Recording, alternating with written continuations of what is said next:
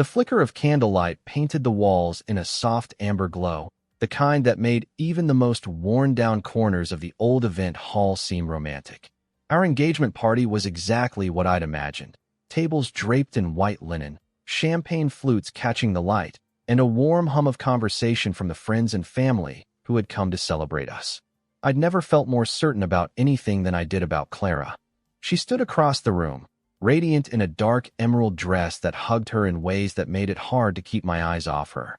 The diamond on her finger wasn't just a promise. It was my anchor, my proof that we were building something real. I was in the middle of a conversation with my brother when I caught her looking my way.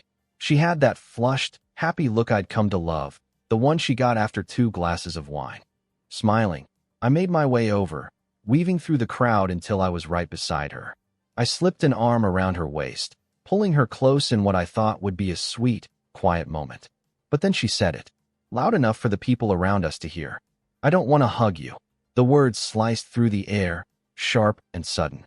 A ripple of silence passed through the nearby conversations, like someone had pulled the plug on the music. I could feel eyes on me, curious, pitying, maybe even judging. I froze, arms still half extended around her waist, trying to play it off with a laugh. "Well, guess I'll save it for later," I said, forcing my voice to stay light. Clara gave a small, dismissive shrug and turned back to the girl she'd been talking to, as if nothing had happened. The chatter around us gradually picked back up, but not before I caught the sideways glances, the little smirks from people who'd just witnessed my fiancé shut me down like a bad pickup line. Inside, something cracked. It wasn't just embarrassment. It was a strange, cold fracture that made my chest feel hollow. For a second, I didn't even hear what anyone else was saying. I just stared at her, trying to understand where the hell that came from. We'd had stupid little spats before, sure. Who doesn't? But never in public, and never like that. She'd been laughing all night, basking in the attention, and I'd been proud to see her so happy. Now, I wasn't sure if the happiness had anything to do with me. I drifted through the rest of the evening like a ghost. I made the rounds, shook hands, thanked people for coming. My smile stayed plastered in place because it had to, but I could feel the muscles in my face straining from the effort. Every now and then, I'd glance at Clara, wondering if she'd notice how I'd pulled back. She didn't. At one point, I caught her at the bar, leaning in close to talk to an old male friend from college. Her hand rested lightly on his arm, her head thrown back in laughter. I knew the guy, vaguely, one of those safe friends she'd always claimed was like a brother. But watching the way she touched him now, something about that story started to taste bitter in my mouth. I tried to remind myself that this was supposed to be our night, that I was probably overthinking, that I'd had a few drinks myself. But the humiliation from earlier kept looping in my head, over and over.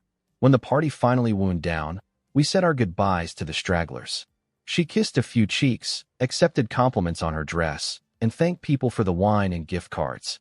To anyone watching, we were just another happy couple heading home after a perfect evening. Except we weren't. Not anymore. The drive back was quiet. I kept my eyes on the road, waiting for her to say something about what happened. An apology. A joke. Anything to show she realized how she'd made me look. But she just scrolled through her phone, tapping out messages and smirking at whatever replies she got. When we got home, she kicked off her heels, mumbled something about being tired, and went straight to bed without even a good night. I stood in the kitchen for a while, staring at the champagne bottle someone had sent us home with. It still had the ribbon tied around its neck. We were supposed to open it when the wedding day came. Now I wasn't sure I wanted to open it at all. I poured myself a glass of water instead, trying to ignore the way my reflection in the dark window looked smaller somehow. Like a man who'd just been told, in front of everyone he cared about, that the love he thought was his might not be what it seemed. And somewhere deep down, a thought I didn't want to admit to myself started whispering. This isn't the first crack. It's just the first one I couldn't pretend not to see. The room never really recovered. Music kept playing, glasses kept clinking, but the energy had slipped a gear and wouldn't catch. I felt it every time someone approached me with that tilted head, the sympathetic smile people reserve for funerals and bad haircuts. "She's just tipsy," my cousin murmured, trying to pat the whole thing flat. "You know, Clara, big emotions." I nodded and pretended I did. Clara made a show of breezing past it. "Oh my God, You guys are so dramatic, she laughed to a little cluster of bridesmaids, tapping her champagne flute like a wand. I was being playful. Ethan's so serious sometimes. Her eyes flicked to me for half a second, hot, dismissive, then away again. A few people laughed because a laugh is easier than a question. I stood there feeling like a placeholder in my own life. I tried salvaging conversation wherever I could. My mom, bless her, reached for my arm and said, "You two will figure these little quirks out." Quirks. The word landed like a pebble in a well. I swallowed and told her I needed to check on the bar tab. At the bar, I found the old friend again, Owen, college era, allegedly like a brother. He wasn't exactly pressed up against Clara, but the geometry was suggestive. His elbow on the varnished wood, her hip angled toward him, their faces orbiting close enough to share breath. She laughed in short bursts that warmed his throat. He slid a napkin toward her, drew a smiley face with the tip of his finger in condensation, and she smudged it out with her nail, laughing again. I stood 3 stools away, invisible. Owen had the kind of easy confidence that suggests history. His shirt sleeves were rolled to the forearms, brown hair artfully messy, that athletic looseness some men keep like a second language. He asked her about a song. She leaned closer to hear. He said something, and whatever it was, her hand found his bicep. Just a light touch, a punctuation mark that didn't belong in my sentence. My best man, Nate, stepped in like a bouncer for my dignity. "You good?" he said under his breath, offering the shield of his shoulder. "I'm fine," I lied, watching Clara tip back a shot with Owen as if we all owed them applause. The sharp line of her collarbone flashed under the thin emerald fabric, and for a treacherous second I remembered how her skin warms when I put my mouth there, how she breathes my name when sex stops being coy and becomes a promise. The memory made me ache, and ache was the wrong thing to feel while my fiancé giggled against another man's shoulder. We drifted back into the middle of the room. The party tried to resurrect itself. People danced. Someone's toddler spun until he fell down. The cake, gorgeous and wasted on this mood, went half-eaten. When I asked Clara if she wanted to cut it with me for a photo, she said, "Ugh, later," and vanished toward the patio with Owen trailing at a polite distance that wasn't actually polite. I found myself staring at the ring on my finger like it might explain me to myself. Near the coat rack, Aunt Linda caught me and whispered the exact words I'd been waiting to dread. "Cold feet," or she let the question dangle. I said the safest thing, that parties are overwhelming, that Clara gets anxious when she drinks, things that used to be true. Linda squeezed my hand and told me all couples stumble. I thought about the way Clara had said it. "I don't want to hug you. Not I need a minute. Not hold on. Not even later, baby." Just flat refusal, like I was a loaded tray she didn't feel like carrying anymore. When I finally stepped outside, the night air cooled the sweat along my spine. Lanterns bobbed in the breeze. On the far side of the patio, Clara and Owen stood in a hush of shadows, their heads almost together. The sight was small, almost nothing, but it vibrated with implication. She saw me and straightened like a schoolgirl caught. "There you are," she called, waving as though I'd been lost at sea and just paddled up the shore. Owen and I were just catching up on old campus drama. He remembered the night we stole the mascot helmet. Her grin was well-rehearsed. Her eyes were not. I joined them, insolently third-wheeling my own future. "Fun times," I said. Owen stuck out a hand, grip firm, smile warmer than I deserved. "You've got a good one," he told me, and for a second I couldn't tell whether it was blessing or theft.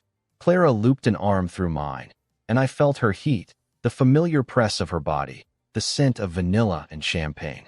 My body betrayed me with a spark of desire I didn't want. Even now, even after the humiliation, I wanted her, wanted the slide of that dress up her thighs, wanted to bury my face at her neck until the world disappeared. Desire is sometimes just muscle memory with a cruel streak. Inside, speeches staggered to their feet. Nate gave a tight, hopeful toast. My father spoke about patience, my mother about partnership. Clara clinked her flute and chirped, to love, to growth, to forgiving dumb moments, then looked right at me and winked, as if the earlier slap had been a bit weed-rehearsed. Everyone drank. I did too. What else was there to do? By the time we wrapped, it was late enough to pass for success. We hugged our families. Clara air-kissed and promised brunches that will never happen. At the curb, Owen hugged her a beat too long. I told myself I was imagining it. My body knew I wasn't. The drive home was all dashboard glow and unasked questions. Clara scrolled through photos and curated a version of the night she could live with.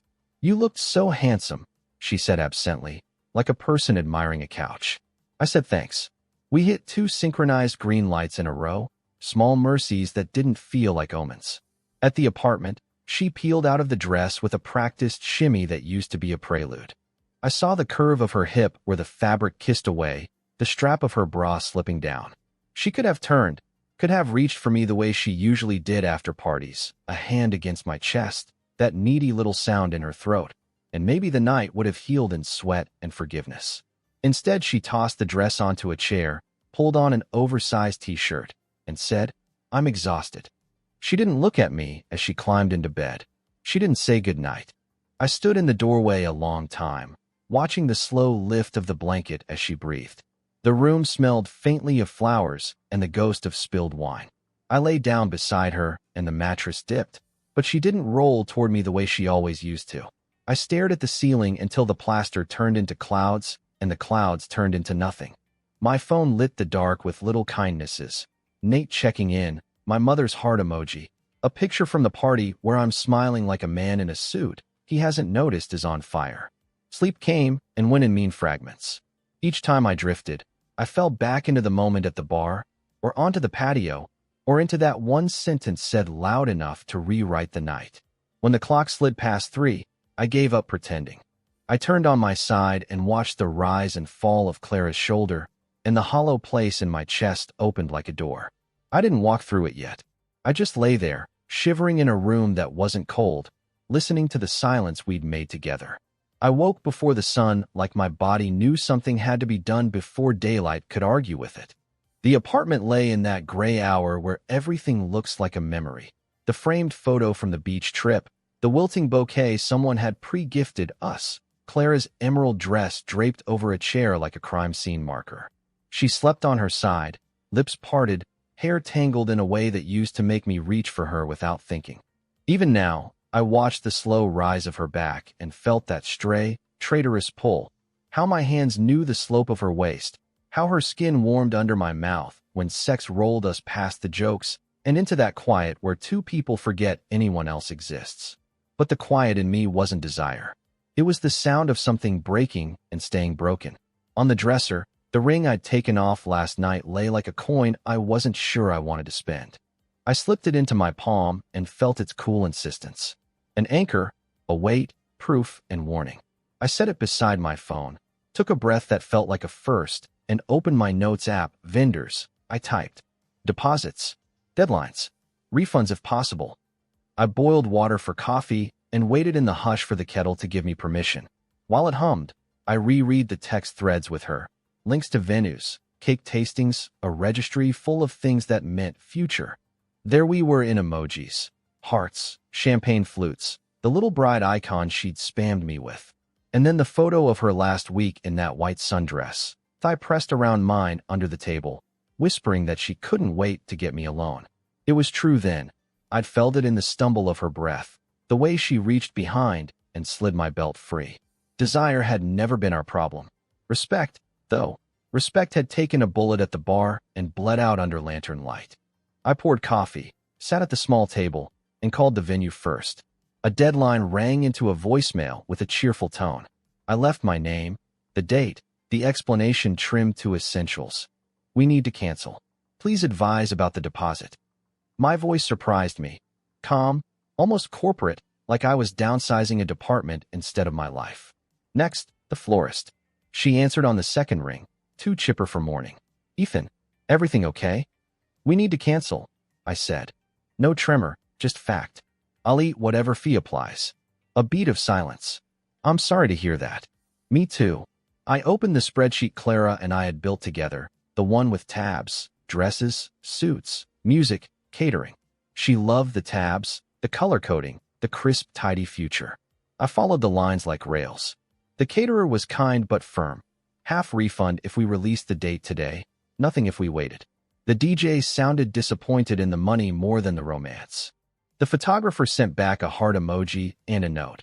If you ever need new pictures, new chapter, call me. I stared at the X's populating my grid, red marching across cells that had once been green. With each confirmation number I wrote, something in me steadied. Not joy, not relief exactly. More like the ache after a splinter is pulled and you can see the tiny wound clean and true. Behind me, the bed creaked. I didn't turn. I listened for the shuffle of feet, the ritual of her morning, tapped the app for the weather, the sigh at the time, me teasing her for hitting snooze, and her flipping me the laziest bird you ever saw. Instead, there was only the faint scrape of her shifting and then stillness. I glanced over. She slept on, one hand open, palm up like a question. The bakery was next. I'm calling about the sugar peonies, I said, absurdity biting its own tail. The woman on the phone said she could repurpose them. For another couple, she added, too gently. Good, I said. Let them have the sweetness. I sent quick emails to the small things. The string quartet for the ceremony, the shuttle company, the hotel block. Some replied immediately with boilerplate. Some wrote little condolences like we'd suffered a death. Maybe we had. I could feel how easy it would be to stall, to tell myself to wait until she woke up, to ask for the apology I wanted, and then pretend that the apology could undo the public cut of, I don't want to hug you. But I'd watched her choose that sentence. She'd watched me bleed from it, and laughed by the bar with a man who wore our history like it fit him better. My phone buzzed with Nate. You up? Yeah, I typed. I'm canceling. A pause long enough to be a hand on a shoulder. You sure? I'm sure. Proud of you, man. Need anything? A witness, I wrote, then deleted it and sent. Coffee later. I printed the receipts as emails chimed in. Paper curled warm from the machine, ridiculous and official. I stacked them face up. Date. Amount. Cancellation policy. My signature, suddenly an adult signature instead of a boy's swoop. I thought of our last clean night, the one before the party sprint swallowed us. We'd fallen asleep in the living room with some slow movie talking to itself, her body across mine like language I could read without light. We'd kissed lazily, then hungrily, then that soft, frantic way that makes the room tilt. She'd pulled me down to the rug and whispered the sort of filthy, tender directions that meant the world was narrowed to heat and breath and the wet, honest sound of wanting. Afterward, she'd traced circles on my chest and told me we were a good team. I'd believed her. Teams don't make each other small in rooms full of family. My thumb hovered over her contact. I could wake her, start the fight, beg for reasons, gather the shrapnel, and turn it into a story where we both come out sympathetic. We'd be one of those couples who say, every couple stumbles, as if the trip and the shove are the same thing. But the decision had already happened, like weather. All that was left was to walk into it. I opened the Notes app again and typed a sentence that felt like a verdict. I will not marry someone who treats me like a prop. Then I copied it into an email to myself with the subject line policy, because grief sometimes needs a bureaucracy to move through a day. When the last major vendor confirmed, I shut the laptop and let the silence settle. The sun finally crept in and turned the dress on the chair from emerald to sea glass. A bird tested a note outside and kept it. Clara murmured in her sleep, something like my name, but not through the same door as before. I poured the leftover coffee down the sink and rinsed the mug until it squeaked. On the counter, I laid the printed contracts in a neat stack, lined them up with the edge like a man squaring a picture frame. I placed the ring beside them and watched the metal catch the first decent light of the day. My hands shook, then steadied. The part of me that wanted to crawl back into bed and fix it with apologies and muscle memory went quiet. Finally, like a radio turned down until you can hear the clock tick. The decision wasn't brave or cinematic. It was a list, a pen, a series of calls made before sunrise so I wouldn't lose my nerve. It was the simple, stubborn belief that love without respect is just a beautiful thing you can't keep. It was a door, and me learning how to turn the handle. The kitchen was silent, except for the faint hum of the refrigerator and the ticking of the cheap wall clock Clara had insisted we keep, even though I'd offered to buy something nicer. The irony wasn't lost on me. She'd clung to that clock, yet treated me like I was disposable. The ring sat on the counter in front of me, catching the dim morning light.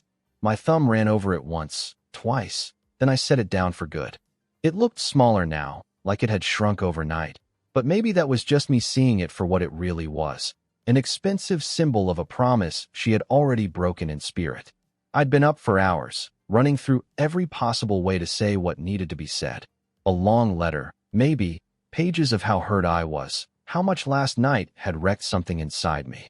But the truth was, she didn't deserve the poetry. She didn't deserve me bleeding my heart out so she could read it between sips of coffee, roll her eyes, and tell her friends how dramatic I was being. No, she'd get one sentence. I tore a piece of paper from the notepad by the phone and wrote, in my cleanest handwriting, "Goodbye. I don't want to support you." It was cold, clipped, surgical in its detachment, and it felt perfect. Next to it, I placed the printed cancellations for the wedding venue, the caterer, and the photographer. The whole future she'd been so eager to parade on Instagram, deleted in less than an hour with a few polite phone calls and change of plans emails. I didn't even ask for refunds. That money was the price of my freedom, and for the first time in months, I felt like I was getting a bargain. The apartment was still littered with traces of her. One high heel kicked under the dining table, a wine glass with lipstick stains by the sink, her perfume hanging faintly in the air.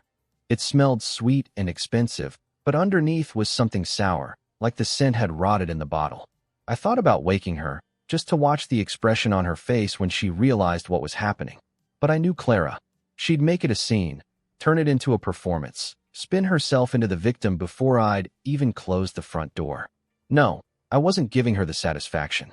I moved quietly, collecting the last of my things. Clothes, laptop, the watch my dad gave me for my 21st birthday. I left the framed photos on the wall, the smiling couple everyone thought we were. Let her decide if she wanted to take them down or keep them up as some tragic decoration.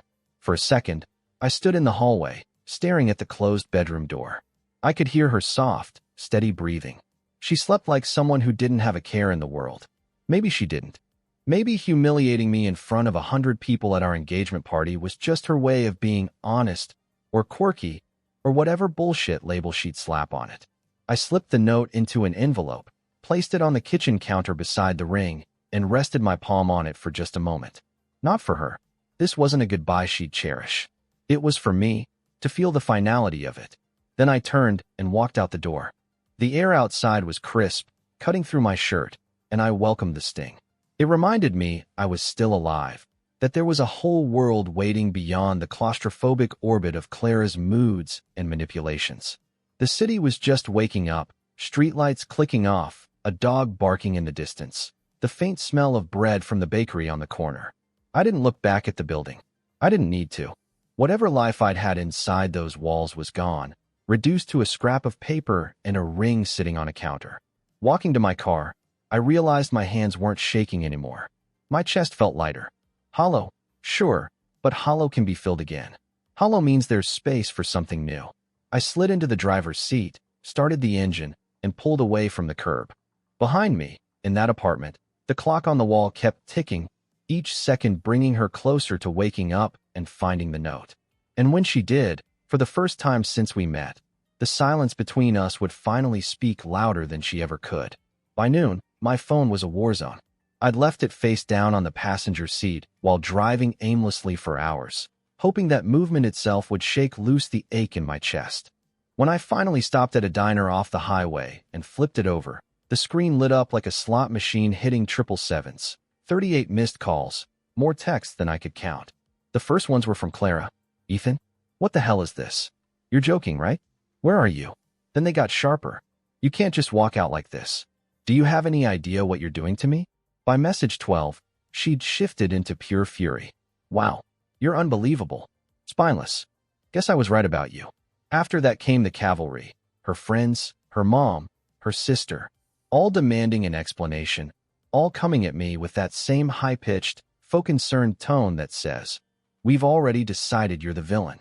Her mom's voicemail was the most predictable. "Ethan, I don't know what's gotten into you, but Clara is devastated. She's in tears. You need to talk to her and make this right. We have guests flying in for the wedding. You can't just pull something like this." The thing was, I could. And I had. I didn't reply to a single one. The temptation was there. My thumbs itched to fire off a cutting line that would slice through their self-righteous outrage. Something like, "Maybe you should have raised a daughter who doesn't humiliate her fiancé in front of 100 people." But I knew how that game went. I'd speak, they'd twist. I'd explain, they'd spin it into another reason I was controlling or insecure. By 2 p.m., I noticed my name trending. Well, trending in the small town, extended friend network sense. Instagram stories from people I hadn't spoken to in years were suddenly full of vague quotes about real men and relationships built on trust. The captions might as well have read, "Ethan is trash, pass it on." Clara's own post sealed it.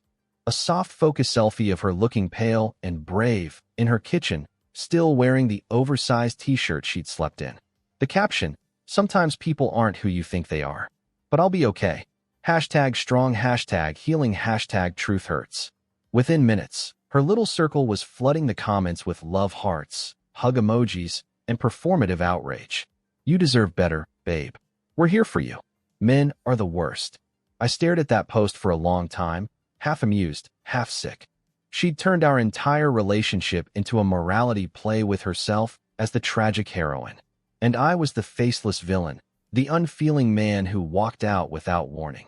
They didn't know the warning had been last night, standing there in front of our families as she laughed off my presence and found more joy in the company of Owen than in her own fiancé. They didn't know the warning had been in every little public dig, every dismissal, every time she made me the butt of her joke. I scrolled through her friends' posts, memes about toxic masculinity and controlling behavior, half-baked TED Talk summaries about relationships, and one passive-aggressive quote about men who can't handle strong women. Strong. Right. If humiliating the person you claim to love was strength, she was practically Wonder Woman. I locked the phone and pushed it aside. Let them talk. Let them build whatever version of me they needed to make her feel like a saint. I wasn't going to spend my day arguing in the comments section of her pity parade. The waitress refilled my coffee. "Rough day?" she asked, glancing at the pile of uneaten fries on my plate. "Something like that," I said. I stayed in that booth until the lunch crowd thinned, just staring out the window at the parking lot. The truth was, I wasn't just angry, I was tired. Tired in a way that made my bones feel heavier. And in that tiredness was a strange clarity. Nothing I could say would change the story she was already telling. By the time I got back to my car, there were more messages, more voicemails. Nate had texted a simple, "Saw her post. Ignore it." My brother had sent, "Proud of you. Don't cave." I drove until the sun started to dip, until I found myself parked outside a cheap motel with a vacancy sign glowing red.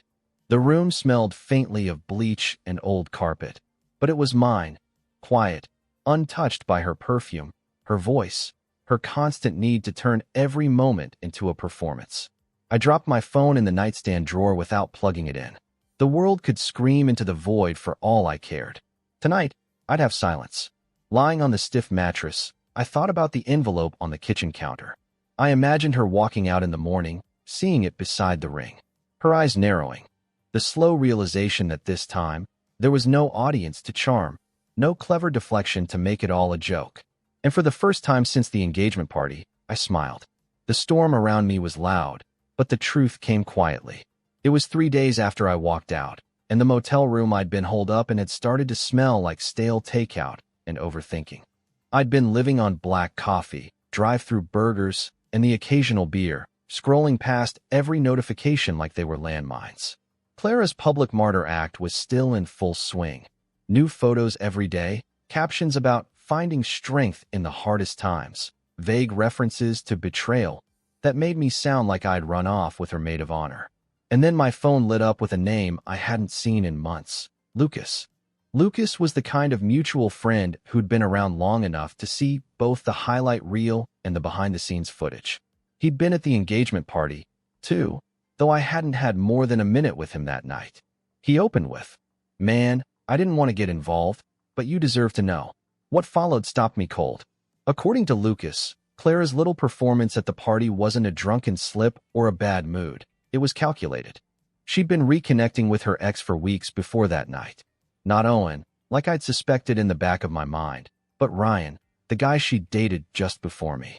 The one she'd always sworn was a chapter completely closed. Lucas had seen the messages himself. Flirty, late-night texts. Inside jokes that had no business existing between just friends. Plans to grab drinks that never made it to her calendar app. The "I don't want to hug you" line? That was, apparently, Her way of pushing me away in public without actually ending the engagement, setting the stage so she could paint herself as the wrong party when things inevitably blew up. She wanted you to pull the plug, Lucas wrote. That way, she could cry about how you left her out of nowhere. Makes her look innocent. Makes you look like the bad guy. I stared at the message until my phone dimmed in my hand. It made perfect, infuriating sense. I'd been too wrapped up in the embarrassment, in trying to make it through that night without falling apart, to realize I was being maneuvered. I called Lucas. He picked up on the first ring. Why are you telling me this now? I asked. Because I didn't know how much you already knew, he said. And I figured if you'd walked out, maybe you'd already seen it for yourself. But the way she's playing it online, man, I couldn't just watch her burn you down like this. He told me more. How a mutual acquaintance had spotted Clara and Ryan leaving a bar together 2 weeks before the party, her hand in his back pocket like they were still 21 and bulletproof. How she'd been messaging friends about, wondering if I made the right choice with me. How, according to one drunk overshare, she liked the idea of me being the one to end it because it gave her more room to work with. I thanked him. He told me to hang in there. After the call, I sat on the edge of the motel bed, elbows on my knees, trying to process the fact that the woman I'd been ready to marry had been staging my exit like it was a play she'd written months in advance. The humiliation at the party wasn't an accident. It was Act 1. And what really got me was how well it had worked. The online narrative was already cemented. Ethan the cold, controlling fiancé who ghosted his bride-to-be. Clara the strong, resilient victim. People love a good story, and they'll believe the first version they hear if it comes with the right lighting and hashtags. I could feel the anger buzzing under my skin, sharp and electric. Not just at her, but at myself. For not noticing the signs. For thinking Owen was the only shadow in the corner when the real threat was hiding behind a familiar name I'd stopped questioning. That night, I didn't sleep much. I kept replaying the party in my head, seeing it differently now. The way she'd lit up when Ryan's name came up in conversation, how she'd conveniently been too busy to dance with me, but somehow found time to disappear to the patio. How her quirky refusal to hug me wasn't just a drunken misstep, but a breadcrumb in the story she was writing for everyone else. By dawn, the motel room felt too small to contain me. I took a shower, shaved, and drove to a diner in the next town over, one I knew nobody from our circle would be in. Over eggs and burnt coffee, I started making a list in my notebook. Names, dates, places. Every little thing Lucas had told me. The bar sighting. The texts. The timeline. I didn't know yet what I was going to do with it all, but for the first time since walking out, I had a direction. This wasn't about revenge, not yet. This was about truth. About having the receipts when the time came to burn down the script she'd been parading in public. I left the diner with the list folded in my pocket, the sun in my eyes, and the faintest hint of something I hadn't felt in weeks. Control. She wanted to write the story of us. Fine. I'd let her finish her version. And then, when the time was right, I'd publish mine. The thing about truth is, it doesn't need to shout. It just sits there, patient, until someone bothers to look. I spent the next week collecting it. One screenshot, one forwarded message, one whispered, I probably shouldn't be telling you this at a time. Lucas put me in touch with 2 other people who'd seen Clara out with Ryan. Both swore they'd spotted them after midnight, leaning close at bars, one time climbing into the same rideshare. One even had the blurry phone photo to prove it. I didn't rush. I didn't post. I didn't even tell Nate, though I could feel him getting restless on my behalf. You can't just let her keep painting you as the villain, he said over beers one night. I'm not, I told him. I'm building my case. The more I dug, the uglier it got. The texts I'd been sent weren't just flirty. They were loaded with little emotional hooks. Ryan telling her she was too good for this suburban life. Her replying, sometimes I wonder if I made the wrong choice. And my personal favorite, Ethan's a good guy, but I miss being wanted. I stared at that line until it blurred. I'd wanted her. Hell, I'd practically rearranged my life to make her feel like the center of it. But wanting someone and worshiping them are 2 different things, and Clara had always seemed to prefer the latter. In between collecting evidence, I got my own life moving again. I hit the gym, not out of some dramatic post-breakup transformation montage, but because I needed a place to burn off the restless energy. I took extra shifts at work, said yes to a promotion I'd been putting off because I thought wedding planning would consume my time. I started meeting up with friends Clara had quietly pushed out of my life over the years, guys she'd labeled a bad influence, simply because they didn't orbit around her. Clara, meanwhile, doubled down on her public persona. She started posting cryptic stories, close-ups of wine glasses, sad song lyrics, artfully staged shots of her legs under a blanket. The captions dripped with innuendo. Healing is messy. Some wounds don't show on the surface. Not everyone you lose is a loss. Every time she posted, her friends would swarm the comments with validation. And every time, I felt less and less like I needed to say anything right away. Her pity party was gathering steam, yes, but in doing so, she was burning through sympathy at a dangerous pace. The turning point came from somewhere unexpected. An old acquaintance messaged me on Facebook. We hadn't spoken since college, but she'd been at the same bar as Clara and Ryan one night and had taken a photo for proof when she heard the gossip. Didn't realize you guys were still together at the time, she wrote. Sorry, the photo wasn't damning in a legal sense, just the two of them sitting close, her hand on his thigh. But in the court of public opinion, context is everything. I added it to my growing folder, labeling it with the date and time. By now, I had a neat little archive, screenshots of texts, photos from different nights, accounts from multiple people. Enough to not only tell the story but to tell it clean, without my own bitterness muddying the facts. And still I waited. I knew what would happen if I dropped it too soon. She'd spin it, cry foul, claim the evidence was fake or taken out of context. I needed her to overplay her hand first. I needed her to get so comfortable in her narrative that the truth would be a punch she never saw coming. In the meantime, I kept my head down. I stayed off her social media entirely, didn't give her the satisfaction of seeing me watch her stories. I posted nothing but the occasional photo from the gym or a snapshot of a beer with friends. I wanted my silence to be a question mark, not an answer. It was working. Mutual friends started reaching out, not to accuse, but to ask. Hey, man, I know it's not my business, but is everything she's saying true? Others admitted they'd been confused by the way she was going out so much lately, especially with Ryan suddenly popping up in her orbit again. The tide wasn't turning yet, but the water was shifting. I could feel it. Late one night, I sat at my kitchen table, my new kitchen, in my new apartment, scrolling through the folder on my laptop. The photos, the messages, the little bits of corroboration. It was all there. I thought about how easy it would be to hit post, tag the right people, and watch the whole thing explode. But not yet. Timing was everything. She'd written her version in public, loud and fast. I was writing mine in the quiet, one piece at a time. And when it was finished, there'd be no rewrites. The truth wasn't going to shout. It was going to detonate. The funny thing about rumors is that they don't have to be defended, only repeated. And Clara's version of events had been repeated so much in those first few weeks that it had taken on a kind of permanence. She was the wrong bride. I was the cold, insecure fiancé who couldn't handle commitment. But like all stories told too often, hers started to wear thin. It began subtly. I'd run into old acquaintances who'd say, "Hey, man, sorry about what happened." But there'd be a hesitation in their eyes, a silent, "But I'm not sure I'm buying it." Others would message me out of nowhere with vague questions, testing the waters to see if I'd bite. I didn't give them the full truth, not yet, but I also didn't confirm her narrative. Instead, I'd say things like, "There's more to the story than she's telling," and let their curiosity do the rest.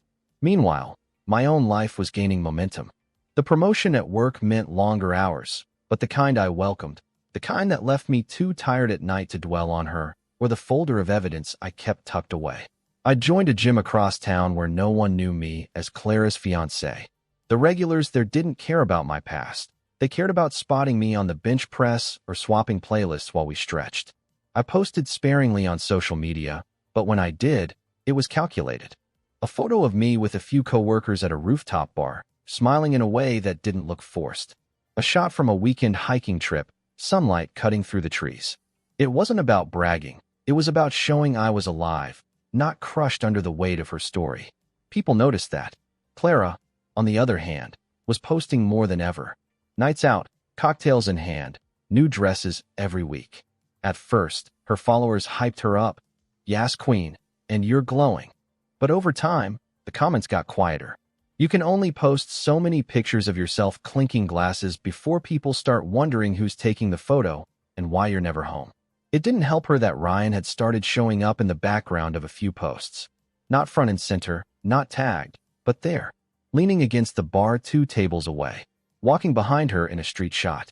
It was subtle enough that she could deny it if confronted, but obvious enough that people began to notice. The first real crack in her armor came from a mutual friend's birthday party. I wasn't there, but word traveled fast. Clara had shown up with Ryan in tow. She'd introduced him to a couple of people as just a friend, but the way they'd been holding hands and the kiss someone had caught on their phone told a different story. That video never went public, but it didn't have to. Within a week, the whispers were louder than her posts. By then, I didn't need to do anything but keep living. I accepted invitations to dinners, trivia nights, and pickup basketball games. Things I'd avoided before because Clara either didn't like the people involved or didn't want to waste a night doing something that wasn't about her. My circle grew smaller, but tighter. The people who stuck around weren't interested in gossip. They'd seen enough to know who I really was. One night, over beers with Nate and a couple of new friends, someone brought up Clara's latest post. Some dramatic black and white selfie with the caption, "Some people never realize what they had until it's gone." "Sounds like she's talking about herself," Nate said, smirking. I laughed, but the truth was, I felt a strange mix of satisfaction and pity. Her once perfect bride image was slipping, replaced by something messier, more transparent. She was trying too hard to prove she was thriving, and in doing so, she was proving the opposite. By the end of the second month, the shift was undeniable. I'd run into people who'd been staunchly on her side at first, only to hear them say, "You know, I'm starting to think maybe you weren't the bad guy after all." Some stopped short of apologizing, but the change in tone was enough. Even my family, who had been careful not to take sides publicly, started asking quieter, sharper questions. My mom, over coffee one morning, said, "She doesn't seem very heartbroken, does she?" It wasn't judgment, it was observation, and it felt like validation. I didn't gloat. I didn't post any truth bombs or vague quotes. The power was in restraint, letting her keep talking while her own actions undermined her words, letting the people who mattered put the pieces together on their own. The old me, the one who was desperate to explain, to defend myself, might have rushed to dump the folder of evidence online just to win the argument. But I learned something in these quiet weeks. Winning isn't about proving you're right. It's about knowing you don't have to. Still, I kept that folder close, because even though her pedestal was wobbling, I knew there would come a moment when the timing would be perfect, when the truth wouldn't just shift opinions, it would drop like a hammer. And when that day came, I wouldn't have to raise my voice. The evidence would speak for itself. The thing about waiting is, if you do it long enough, the right moment stops being something you chase and starts being something that finds you. I'd been carrying the folder for weeks. Screenshots, photos, timestamps, even the video from that birthday party where Clara had kissed Ryan in plain view. Every time I thought about posting it, I'd hear that little voice. Not yet. Let her keep digging. And so I waited, living my life, watching from a distance as she posted her curated heartbreak for the world to see. Then, on a Wednesday night in early spring, the moment arrived gift-wrapped. I was scrolling idly after dinner when her name popped up in my feed. Someone had reshared one of her posts. It was a wall of text, broken up with emojis, the kind of thing you could tell she'd spent hours perfecting to sound effortless. The photo was black and white, her head tilted just enough to catch the light, hair falling artfully across one eye. The caption read, "Betrayal doesn't always come from your enemies. Sometimes it's the people you'd have taken a bullet for. I've learned that love without loyalty is just a slow death, and I refuse to die like that again. To those who stood by me, I see you. To those who hurt me, I forgive you, but I'll never forget. Hashtag healing, hashtag truth hurts, hashtag stronger than ever." It was her masterpiece, vague enough to avoid specifics, dramatic enough to invite speculation. Within minutes, her friends were flooding the comments. "So proud of you. Preach. We love you, babe." And I knew. This was the crescendo she'd been building toward, the post she'd want everyone to remember. Which meant it was the perfect place for my story to begin. I opened my laptop, pulled up the folder, and started compiling. Not everything, just enough to be undeniable. screenshots of her texts with Ryan, complete with timestamps that placed them squarely during our engagement. Photos of them at bars, her hand on his thigh, the rideshare receipt with their shared drop-off location, and the video, grainy, sure, but unmistakable, of her kissing him at the party, one hand tangled in his hair. No captions, no commentary, just the truth, lined up in chronological order. When it was ready, I uploaded it as a single album to my profile. The title, Since the Truth Seems to Be in Short Supply. Then I hit post. The effect was immediate. Notifications blew up like a slot machine hitting jackpots. Comments poured in, shock, disbelief, a few people trying to defend her until the weight of the evidence made them go quiet. Friends messaged privately to apologize for taking her side. Others admitted they'd suspected but didn't have proof. And then came the resharing. Within an hour, my post was making the rounds in the same circles where her victim narrative had thrived. People who'd once commented heart emojis on her sad girl selfies were now tagging each other with, "Did you see this?" Clara didn't post anything that night. Not a word. By morning, she'd set her profile to private. The silence was louder than any rebuttal could have been. I didn't gloat publicly. I didn't write some triumphant follow-up or bask in the flood of validation. I went to work, hit the gym, and let the post live its own life. The evidence didn't need me hovering over it. It spoke clearly enough without me. That night, Nate called. "You realize you just burned down her whole PR campaign, right?" "I didn't burn it down," I said. "She built it on kindling. I just lit the match." There was a long pause, then his laugh. "Man, I wish I'd been there when she saw it." So did I, in a way. But imagining her scrolling, the blood draining from her face, was enough. The point wasn't to hurt her, it was to end the game. And with one post, the board had been flipped over. For the first time in months, I felt finished. Not healed, not over it. Those things would take longer, but done with the part where I had to carry her lies on my back. She wanted to write the last chapter of our story. Instead, I handed her the epilogue she deserved. And for the first time since the night of the engagement party, I slept without dreaming of her. It had been 4 days since I dropped the truth like a bomb. Clara's account was still locked down, her once constant stream of selfies and cryptic captions replaced with radio silence. Friends told me she'd been taking time offline to heal, which I suspected was code for frantically doing damage control. I was sitting in my kitchen, half watching a game on TV, when my phone buzzed with a notification from someone I never expected to hear from, Ryan. The name stopped me cold. We'd never exchanged more than a few words, back when Clara had introduced him as just an old friend, in that breezy tone she used for people she knew I wouldn't like. I'd seen his face in photos, in the background of her posts, in the folder of evidence I collected. But now, here he was, sliding into my inbox with a message that simply read, "Hey, can we talk?" I stared at it for a long moment. Part of me wanted to ignore it. No good ever came from indulging the other man in situations like this. But curiosity won. About what? I typed back. The typing bubble appeared almost instantly. About Clara. About all of it. "I think you should know some things." We arranged a call that night. I put him on speaker, sat back in my chair, and braced myself. "I saw your post," he started, his voice low, cautious. "And, yeah, everything you posted was true. But what you don't know is that she played me too." I didn't say anything, just let him keep going. He explained that when they'd reconnected, Clara told him she was in an unhappy engagement, painting me as distant, controlling, cold. She'd said she wasn't ready to call off the wedding but wanted someone who made her feel alive again. Ryan admitted he'd been flattered, maybe even a little smug about pulling her away from me. But she made it clear, he said, that this was just about fun. She told me not to get any ideas about, a real relationship. Then, after your post went up, she ghosted me. That caught me off guard. Ghosted? Just like that? Yep. Blocked my number, unfriended me everywhere. Like I didn't exist. I think she figured I'd be a liability now that the truth's out. She didn't want me around in case I talked to anyone, which I guess I'm doing right now. There was a bitter laugh on his end, the kind of laugh that says, "I know I've been played, but it still stings." "I just wanted you to know," he went on, "that she never planned on choosing me over you. Or you over me, for that matter. She just needed the attention.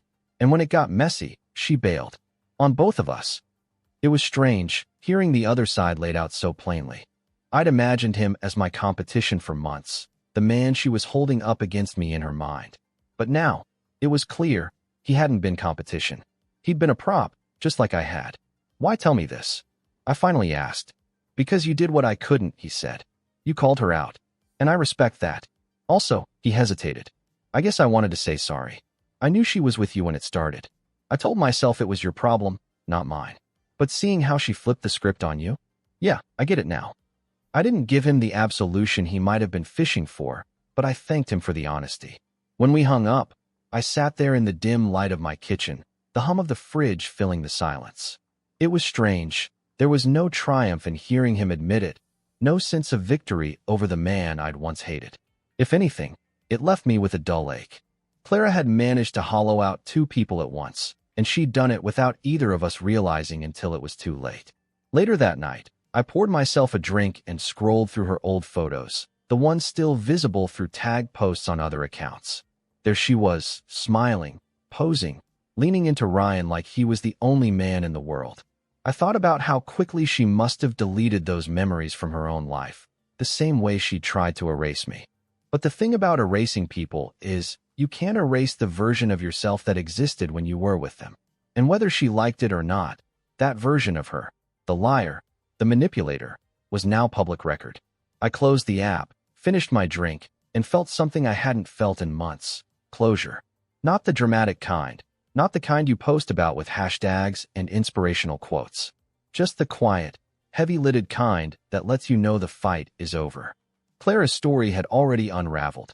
Ryan's call was just the final loose thread being pulled. And for once, I didn't feel like I had to do anything at all. The first thing I noticed about my new apartment was the quiet. Not the hollow kind that follows a fight, but a clean quiet, like the space itself was starting over with me. No lingering perfume in the air, no clatter of high heels across the floor, no sighs loaded with unspoken judgment. Just the hum of the fridge, the creak of the floorboards, and my own breathing. It had been a month since Ryan's call, 2 months since I posted the truth, and nearly 4 since the engagement party that had cracked everything open.